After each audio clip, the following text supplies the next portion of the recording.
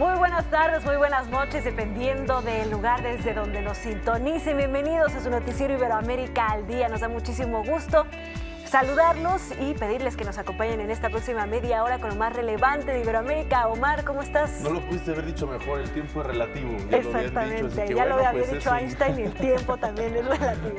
Así es, Ana Cristina, es un gusto saludarlos, cerrar semana del Iberoamérica, del noticiero Iberoamérica al Día y por supuesto pues platicar sobre temas muy importantes que están teniendo pues acción, presencia en estos momentos y que va a tener repercusiones importantes. Usted va a ver por qué. Acompáñenos, este es su informativo, le tenemos la noticia al día.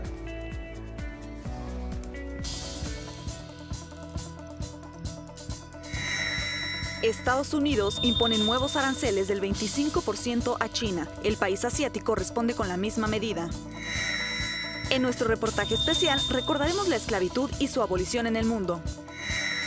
Y en los deportes, el buque escuela Esmeralda de Chile luce en la isla mexicana de Cozumel. Se está intensificando la guerra económica, la guerra comercial entre los Estados Unidos y China. Este jueves, el gobierno de Washington aplicó aranceles del 25% a los productos chinos por un valor de 16,000 millones de dólares. En respuesta, inmediatamente Beijing impuso medidas recíprocas. Las tensiones comerciales golpearon los precios del petróleo, causando que el crudo de Texas se mantuviera a la baja y se vendiera en $67.76 por barril, mientras que el petróleo Brent del norte perdió 29 centavos por barril. Por otro lado, las principales bolsas internacionales se vieron afectadas a pesar del conflicto y terminaron su jornada con ganancias. Desde principios de julio, las dos economías más grandes del mundo se han aplicado aranceles combinados por un valor de 100,000 millones de dólares en productos, aumentando los riesgos para el crecimiento económico mundial. Así es, Ana Cristina, importante esto que nos comentas y para darnos más detalles, para profundizar sobre esta información que nos acabas de decir, Ana Cristina, nos comunicamos precisamente con el doctor Ulises Granados Quirós, profesor del Instituto Tecnológico Autónomo de México, el ITAM. Doctor, muchas gracias por estar con nosotros en Iberoamérica al Día. Una confrontación que no es nueva entre las dos potencias, entre la primera y la segunda potencia económica en el mundo. ¿Cuáles son las repercusiones de este estira-afloja en los aranceles y en el comercio internacional? Bueno, muchas gracias por la invitación, Omar, Ana. Al contrario. Pues sí, mira, desafortunadamente se ha continuado con esta política de represalias. Los Estados Unidos aplicó, como tú ya mencionaste, una segunda tanda de sanciones de alzas arancelarias por 25%, que, como tú mencionas, llega a un monto total de 16,000 millones de dólares. Esto es la segunda parte de un paquete de sanciones que se aplica el 6 de julio en Washington a importaciones provenientes de China por un valor de 34,000 millones de dólares.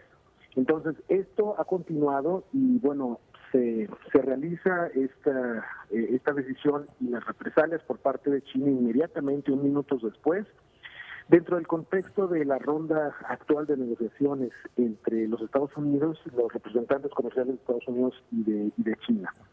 Estados Unidos está muy interesado en reducir el déficit fiscal y el déficit comercial, sobre todo el comercial que tiene con China, en alrededor de 200,000 millones de dólares.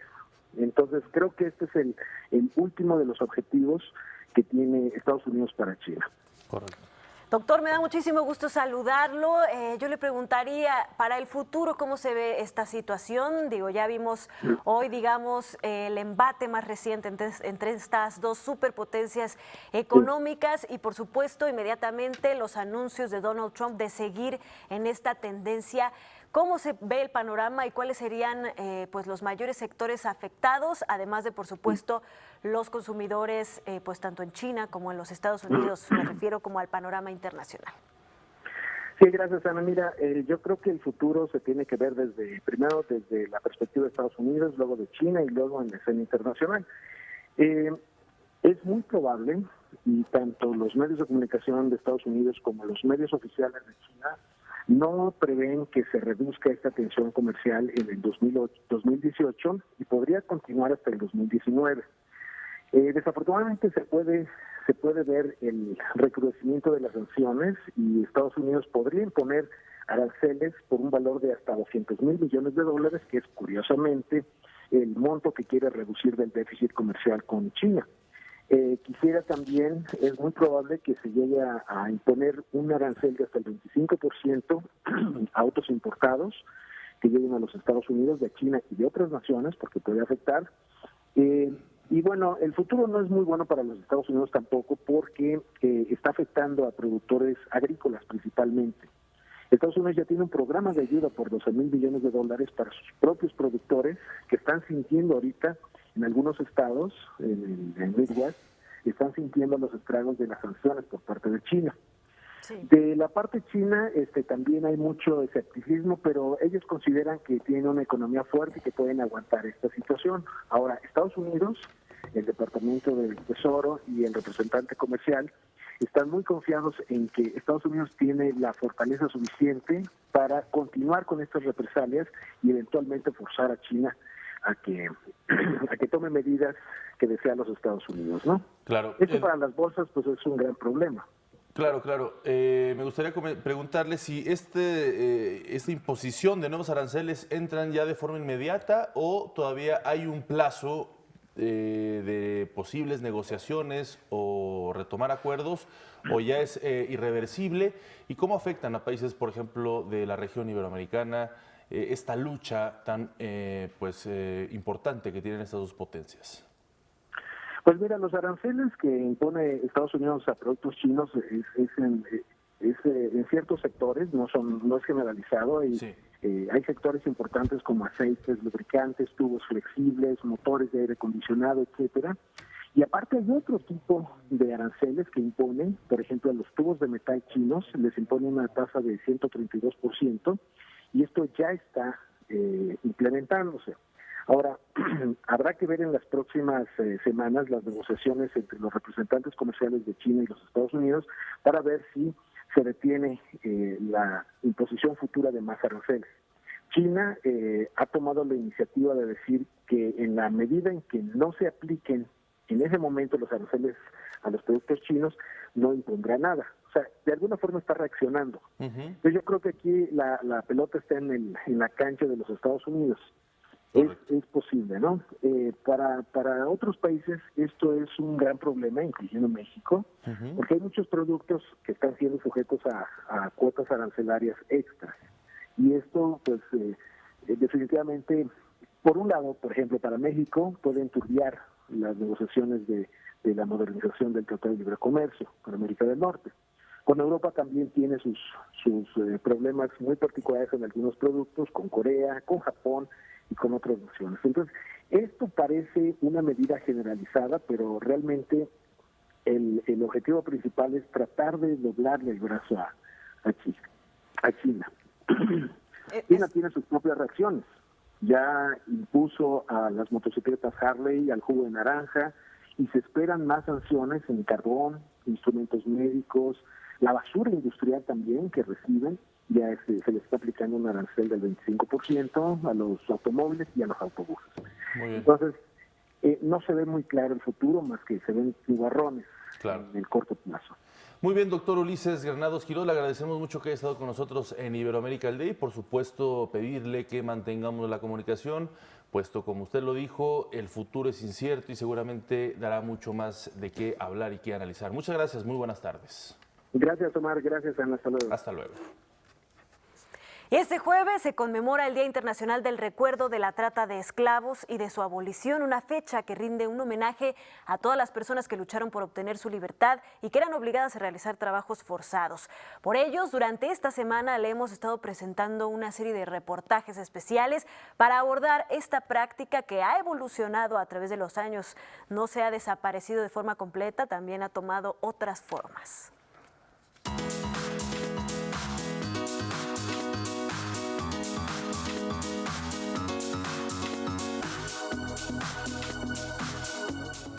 Durante cerca de 400 años, más de 15 millones de hombres, mujeres y niños fueron víctimas de la trata transatlántica de esclavos, uno de los capítulos más oscuros de la historia de la humanidad.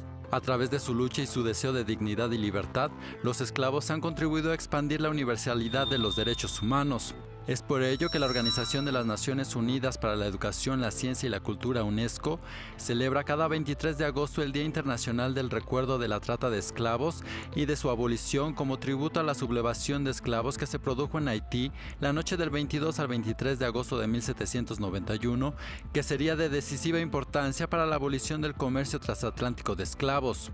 En conmemoración de ese hecho, la UNESCO invita a recordar y reflexionar sobre las consecuencias que tiene el pasado en nuestro presente, sobre las nuevas necesidades que tienen nuestras sociedades multiculturales y sobre las formas contemporáneas de esclavitud y opresión. Conforme con estos objetivos, la UNESCO elaboró el proyecto intercultural La Ruta del Esclavo, en el que se efectúa un examen colectivo de las causas históricas, los métodos y las consecuencias de esa tragedia, y para analizar las interacciones que dio lugar entre África, Europa, las Américas y el Caribe.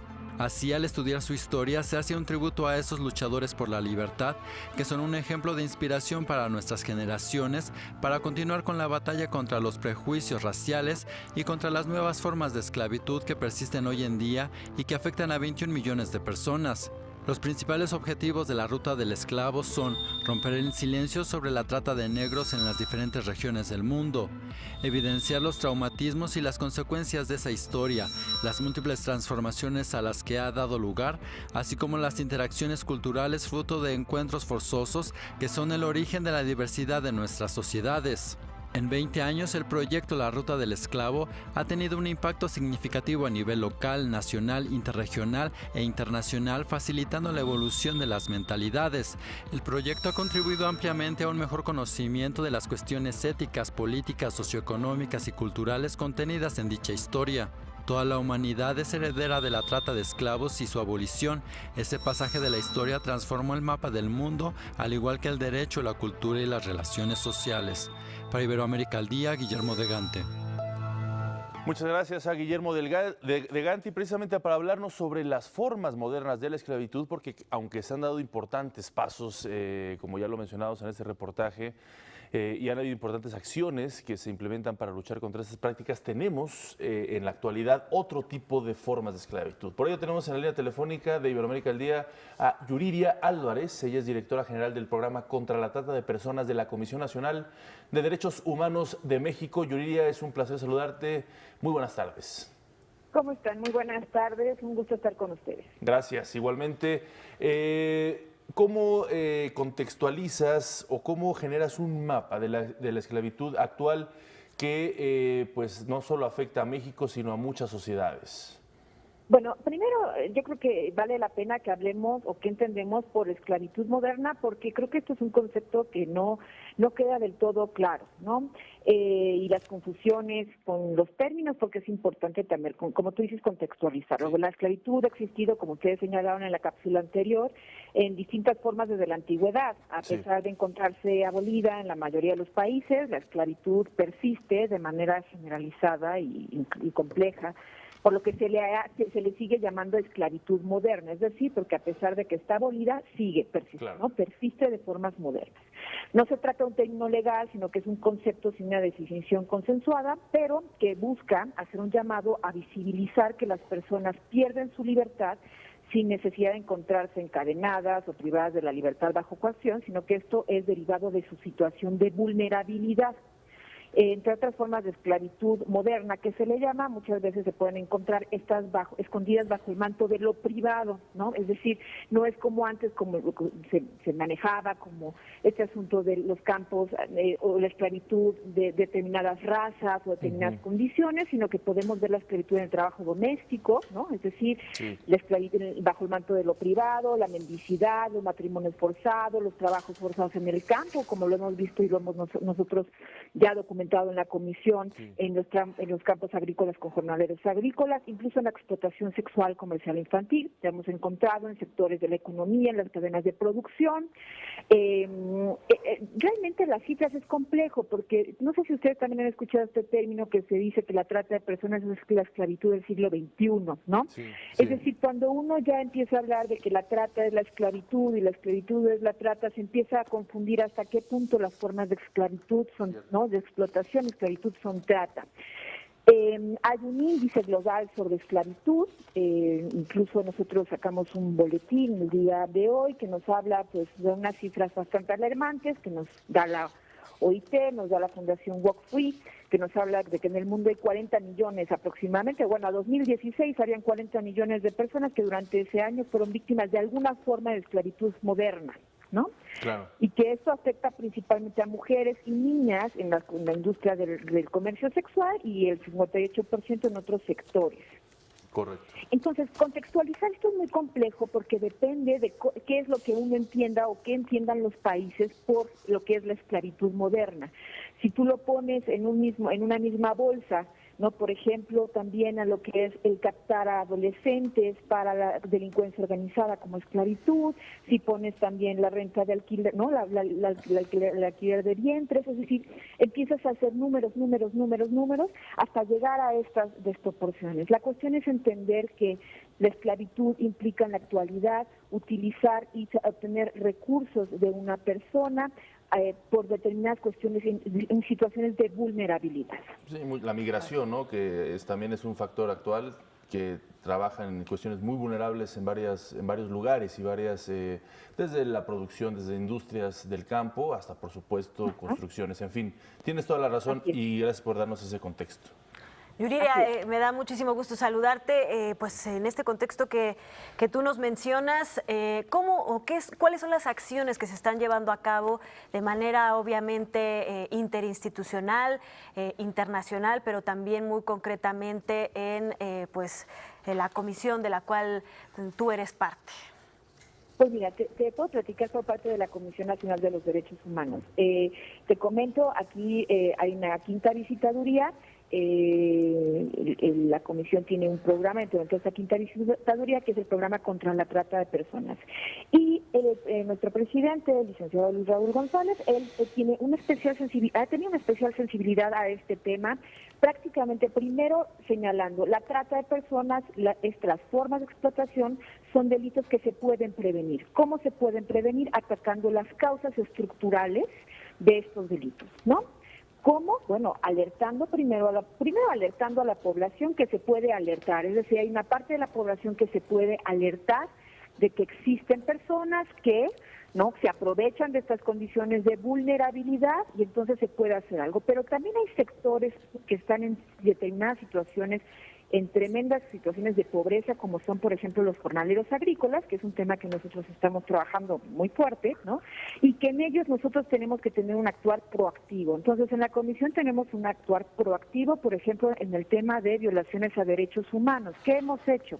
A la fecha, desde 2016 a lo que va de 2018, este organismo nacional ha emitido 3 recomendaciones sobre casos de violaciones a derechos humanos en agravio de jornaleras y jornaleros agrícolas de origen indígena, posibles víctimas de trata o de explotación laboral y trabajos forzados. Una fue, las 3 han sido recomendaciones a la Secretaría del Trabajo y Previsión Social.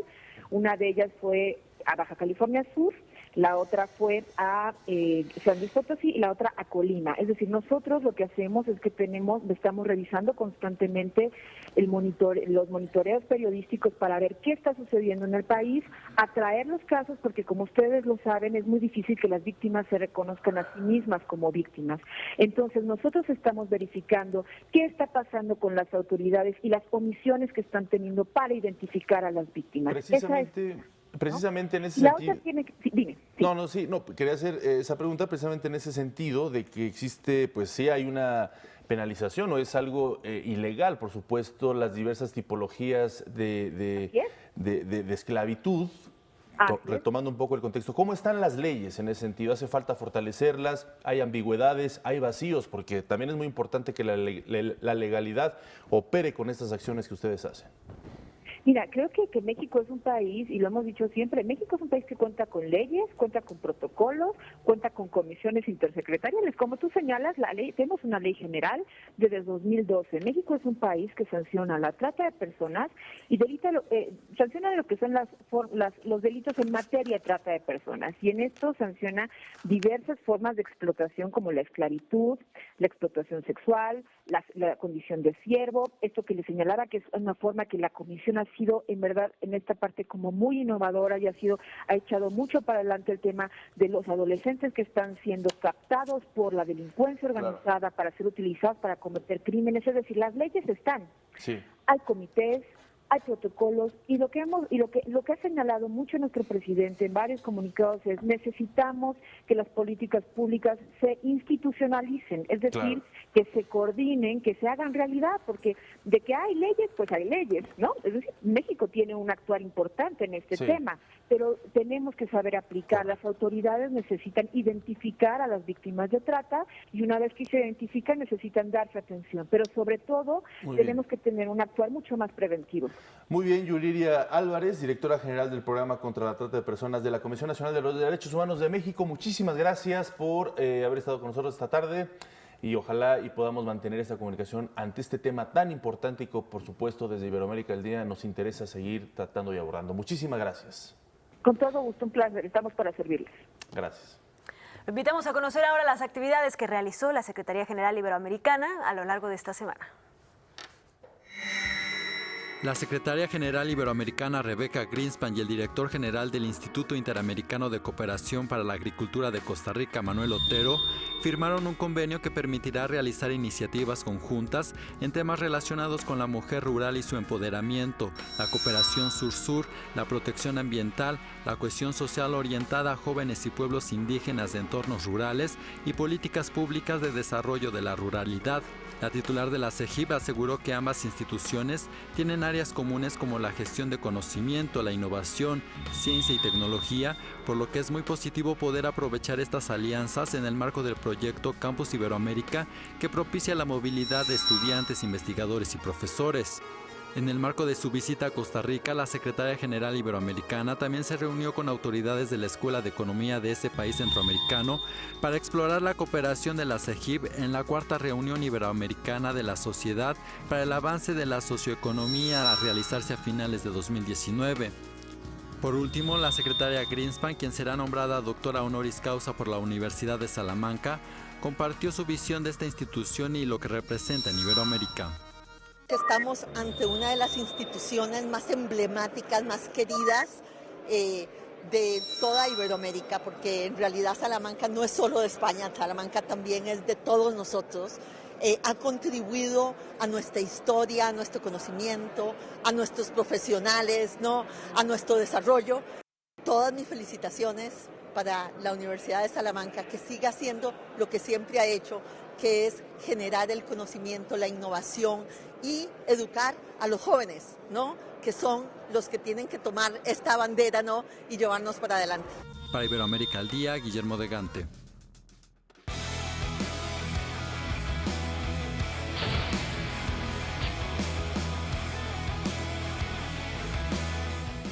¿Qué tal, amigos de Iberoamérica al Día? Buenas tardes, buenas noches. Soy Jorge Rubio, vamos con la información deportiva. Hoy les presento al buque Esmeralda, este buque chileno que participa en la regata Velas Latinoamérica 2018.